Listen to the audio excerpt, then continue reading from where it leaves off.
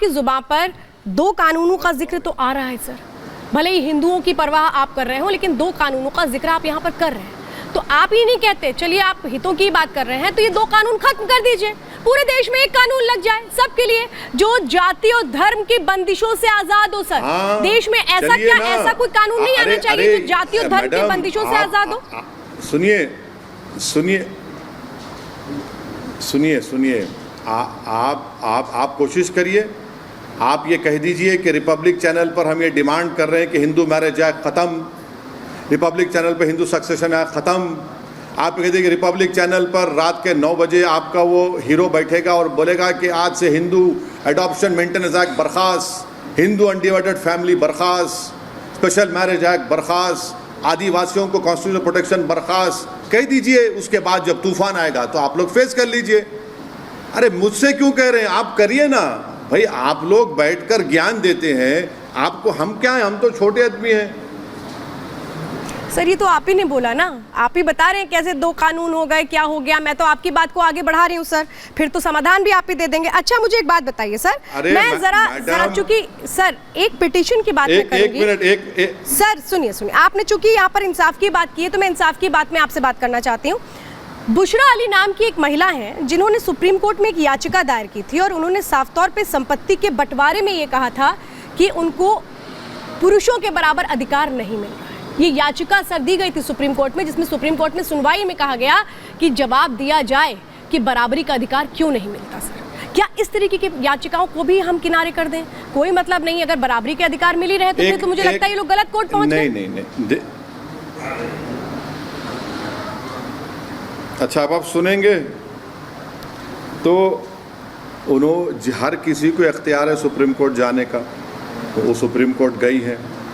मगर दुनिया में जितने रिलीजन है, किसी भी रिलीजन ने महिला को प्रॉपर्टी में हिस्सा नहीं दिया सिवाय इस्लाम के, नंबर 1। और आपको हम बता रहे हैं कि इस मुस्लिम पर्सनल लॉ में या शरीयत में अगर कोई मुस्लिम लड़की जर्नलिस्ट के तौर पर, डॉक्टर के तौर पर, लॉयर के तौर पर काम करती है और वो मैरिड है, तो वो जो कमाती है वो उसका पैसा है, नंबर 1।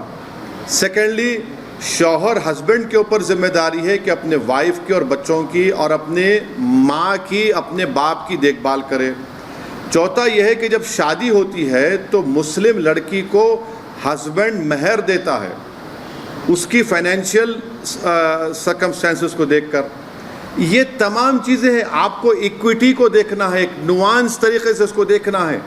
और अगर एक प्रोग्राम कभी लगा लीजिए, इतना टाइम नहीं है क्योंकि आपका 10 मिनट का टाइम है, मैं आपको ऐसे 17 या 20 इंस्टेंसेस दिखाता हूँ जहाँ पर एक मुस्लिम लड़की को बहैसियत बेटी, बहैसियत माँ, बहैसियत बहन, बहैसियत दादी, बहैसियत नानी कितना हिस्सा मिलता है, हम आपको बता देंगे। मगर वो उनको सुप्रीम कोर्ट जाने का पूरा इख्तियार है। सर ये जो हिस्सा मिलता है ये भी तो बताइए ना, बेटे से आधी बेटी को दिया जाता है, पति की मौत के बाद जो उनकी विधवा होती हैं उनको संपत्ति का 6वां हिस्सा मिलता है। ये तो होता है ना सर। एक मिनट सुनिए, क्या आप हिंदू मैरिज में ये अलाउ करेंगे कि मेहर का अमाउंट हिंदू दुल्हन को मिले हस्बैंड की तरफ से?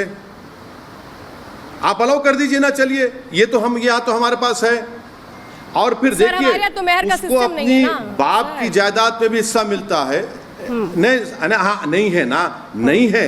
इक्विटी को देखिए, इक्विटी को देखिए, एक नुआंस बात कर रहा हूं आपको, अब समझा करिए। अच्छा और एक बात, कन्यादान को बैन कर दीजिए, चलिए कन्यादान को बैन कर दीजिए ना। नहीं है, रिवाज है सर, हमने रिवाज है, वो परंपराएं, रिवाज हिंदू धर्म में अलग नहीं है बिल्कुल। रिवाज और परंपरा को अलग रखना पड़ेगा सर अधिकारों से।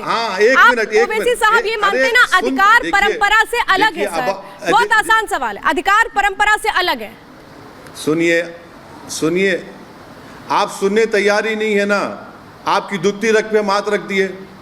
जब जहेज दी जाती है हिंदू बेटियों की शादी में, तो वो जहेज उस बेटी की होती है या उसके शौहर के हस्बैंड की होती है, बताइए। और एक बात आपको कर रहे हैं, जमींदारी अबॉलिशन एक्ट यूपी में निकाला गया, मगर उसमें एग्रीकल्चर लैंड हिंदू बेटियों को नहीं मिलता। दिला दीजिए ना, कौन रोक रहा है आपको? योगी को बोलिए, बाबा को, कि बाबा अब आप एक कानून ला लीजिए, आपके पास इतने एमएलए हैं, एग्रीकल्चर लैंड में हिंदू ब्याही बच्चों को हिस्सा मिलेगा। मुस्लिम पर्सनल लॉ बोर्ड ने रेजोल्यूशन बरसों पहले पास किया जब मुलायम सिंह मुख्यमंत्री थे, और कहा कि एग्रीकल्चर लैंड में मुस्लिम लड़कियों को हिस्सा मिलना चाहिए। मैडम एक बात समझिए कि ये जो प्रॉपर्टी का इनहेरिटेंस है ना, ये कुरान में है, कोई रिलीजियस बुक में नहीं है। हम इसीलिए तो कह रहे हैं कि आर्टिकल 25 का प्रोटेक्शन हमको हासिल है। और आपको एक नुआंस बात कर रहे, इक्विटी की बात कर रहा हूं मैं आपसे, जो चीजें मुस्लिम लड़कियों को मिलती हैं। ओवैसी साहब, चलिए एक सवाल आपसे कर लेते हैं, वक्त आपके पास भी कम है।